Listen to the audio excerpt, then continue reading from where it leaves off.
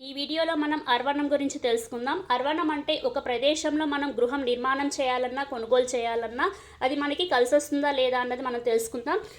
ఎప్పుడు కూడా మనము ప్రదేశ నక్షత్రం నుంచి మన నామ నక్షత్రం వరకు క్యాలిక్యులేషన్ అన్నది చేయాలి.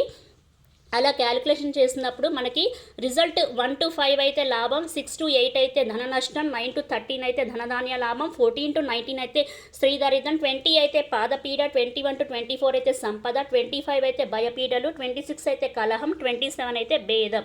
సో ఇక్కడ ఒక ఉదాహరణ చెప్తాను. మాధవరావు అనే వ్యక్తి హైదరాబాద్లో తను గృహం నిర్మాణం చేయాలి అనుకున్నాడు. సో హైదరాబాద్ అంటే పునర్వసు నక్షత్రం, మాధవరావు అంటే మక నక్షత్రం. పునర్వసు నుంచి మక కౌంటింగ్ చేసినట్లయితే మనకి రిజల్ట్ 4 వస్తుంది. సో ఇంతకుముందే చెప్పాను, రిజల్ట్ 4 అంటే 1 to 5 వస్తే లాభం కాబట్టి సో ఆ గృహం తీసుకోవడం వల్ల అతనికి లాభం కలుగుతుంది అని మనము అనుకోవచ్చు. సో ఇలా మనము గృహ నిర్మాణం పొందిక అన్నది మనం ఇలా అనాలిసిస్ అన్నది చేయొచ్చు.